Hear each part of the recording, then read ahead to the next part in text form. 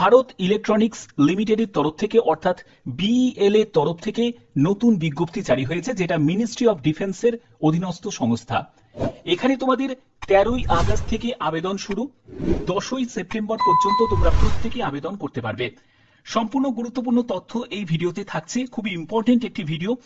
তোমাদের জব লোকেশনের ব্যাপারটা আমি ক্লিয়ার করেই দিই। তো তোমরা কলকাতাতেও জব লোকেশন পেয়ে যাচ্ছ, এছাড়া আরো বিভিন্ন জায়গায় তোমরা জব লোকেশন পেয়ে যাচ্ছ। আবেদন করার জন্য বেলের একদম অফিসিয়াল সাইটে ভিজিট করেই তোমাদের আবেদন করতে হবে। তো দেখো, তোমরা যদি বিভিন্ন পোস্টের জন্য আবেদন করতে চাও, কারণ এখানে অনেকগুলো পোস্ট আছে, তো সেই সব পোস্টগুলোতে আবেদন করতে চাইলে তোমরা যোগ্যতা অনুযায়ী আলাদাভাবে আবেদন করতে পারবে। এখানে প্রথমে তোমাদের একটি ভ্যালিড মেল আইডি প্রয়োজন এবং অবশ্যই তোমাদের মোবাইল নাম্বারটাও থাকতে হবে, সেটা যেন অ্যাক্টিভ হয়। কারণ তোমাদের যাবতীয় যা কমিউনিকেশন হবে সেটা কিন্তু তোমাদের মেল আইডিতে তুমি মেল পেয়ে যাবে এবং তোমাদের মোবাইলে তোমরা এসএমএস পেয়ে যাবে। এর জন্য অবশ্যই এই জায়গাগুলো খেয়াল রাখবে। এবং এখানে আর কি কি বলা হচ্ছে সেগুলো তোমাদের বলছি।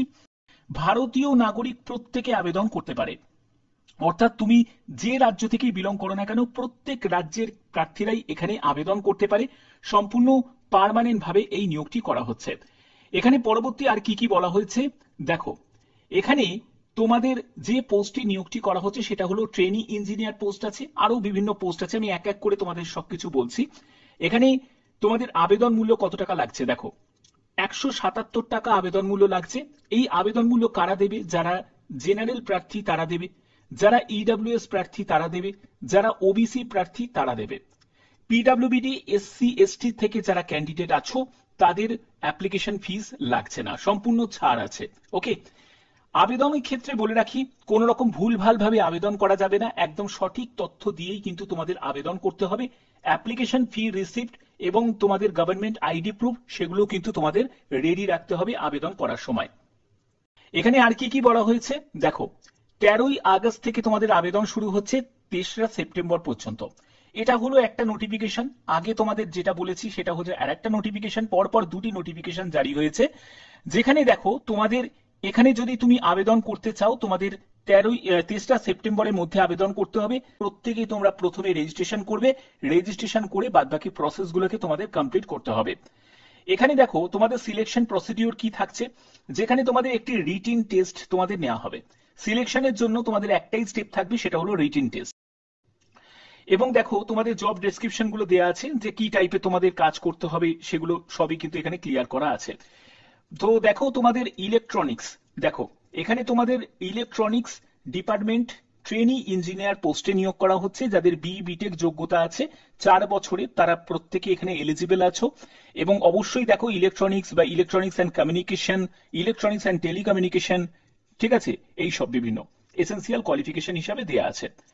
এখানে তোমাদের বেতন কত টাকা থাকবে দেখো, তোমাদের 2 বছরের এটা এক্সটেন্ড আপ, মানে 3 বছর তোমাদের এটা হতে পারে। সেটা হচ্ছে এঙ্গেজ ইনিশিয়ালি পজিশনে তোমাদের 30,000 টাকা প্রতি মাসে ফার্স্ট ইয়ারে, সেকেন্ড ইয়ারে তোমরা 35,000 টাকা এবং থার্ড ইয়ারে 40,000 টাকা প্রতি মাসে তোমাদের এখানে বেতন থাকবে। ঠিক আছে, এগুলো দেখো এখানে তোমাদের ক্লিয়ার করা আছে। এবং দেখো তোমাদের বললাম যে লোকেশন কোথায় থাকছে, কলকাতাতে পেয়ে যাচ্ছ, পন্ডিচেরিতে পেয়ে যাচ্ছ, পোরবন্দর পেয়ে যাচ্ছ, তিতুকুরিন পেয়ে যাচ্ছ, তারপর হচ্ছে দিগলিপুর পেয়ে যাচ্ছ এবং হচ্ছে ক্যাম্বেল বাই। তো ক্যাম্বেল বেতে তোমরা পেয়ে যাচ্ছ। এবং তোমাদের এখানে শূন্যপদ দেয়াই আছে, 6টি মতো শূন্যপদ আছে। 0 থেকে 6 মান্থের তোমাদের যদি অভিজ্ঞতা থাকে অ্যাপ্লাই করতে পারবে। বয়স হচ্ছে 18 থেকে 28 বছর। ট্রেনি ইঞ্জিনিয়ার 1 পোস্টে নিয়োগ করা হচ্ছে।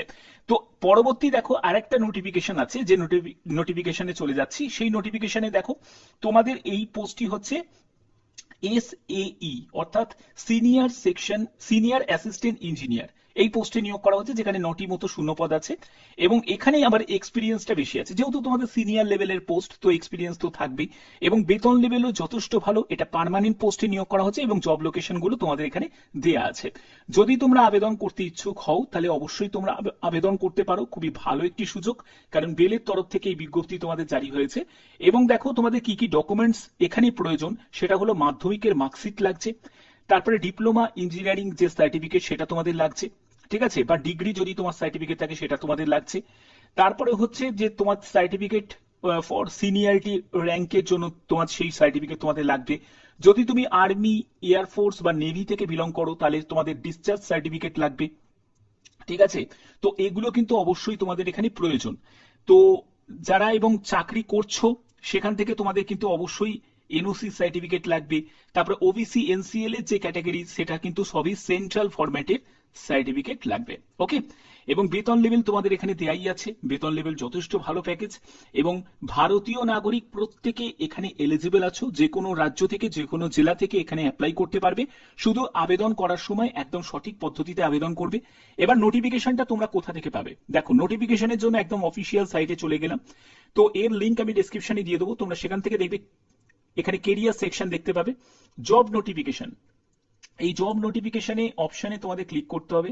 দেখো, জব নোটিফিকেশন অপশনে তুমি ক্লিক করবে, এই জব নোটিফিকেশন অপশনে আমি ক্লিক করলাম।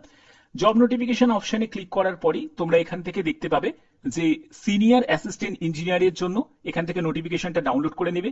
আর যদি তোমরা ট্রেনিং ইঞ্জিনিয়ারের জন্য আবেদন করো সেখান থেকে তোমরা এই নোটিফিকেশনটা ডাউনলোড করে নেবে, এবং আবেদন করার লিঙ্কও তোমাদের অ্যাক্টিভ হয়ে যাবে